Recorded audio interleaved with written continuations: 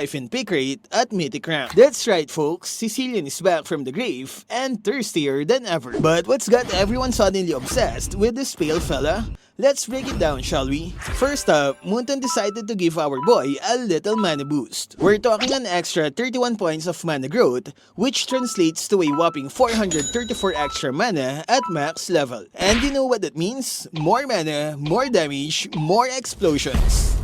Next, we've got the Clock of Destiny. This item is like Sicilian's personal blood bank, constantly regenerating his mana and HP. The passive regeneration when he's below 50% is a lifesaver. Plus, it gives him some extra defense, making him harder to kill, so you get better damage and durability.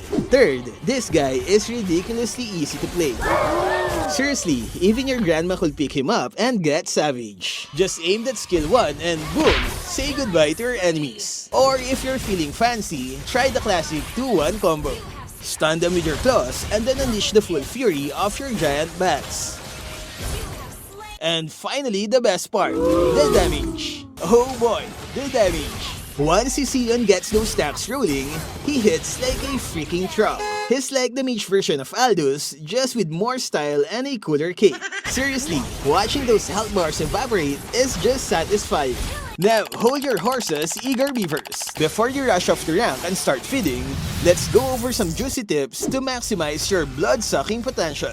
Stacks, stacks, and more stacks. Anytime you're heading across the map, hit those jungle creeps to farm those stacks.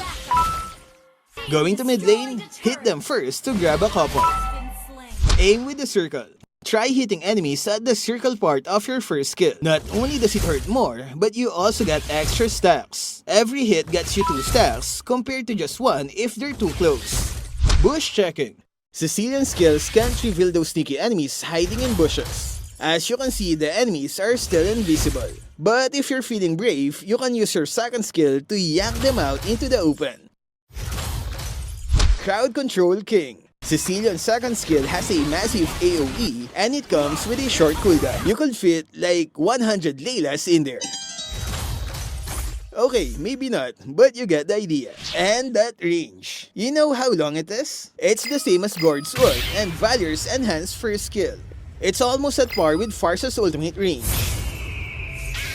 Heck, it's even longer than Franco's hook, so keep that in mind when playing this vampire. Now let's talk about builds, and I've got 2 main setups for you. First, when I'm rolling with the boys, I go all in on damage. I know they've got my back, so I'm feeling confident enough to knock anyone from afar. But when I'm braving the wilds of solo queue, I like to play a bit safer. This build includes Blood Wings for some extra survivability. Now, if you're on the receiving end of Sicilian's Rat, Twilight Armor is your best friend. It'll help mitigate some of that insane burst damage.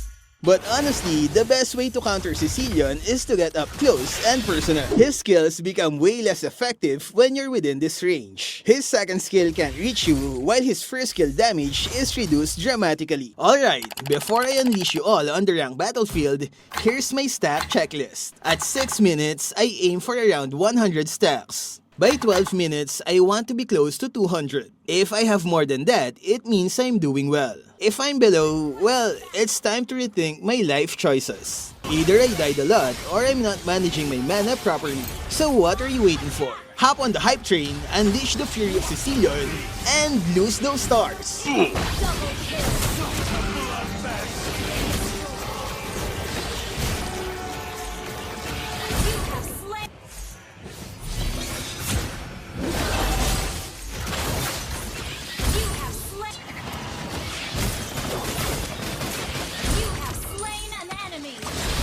You get a taste of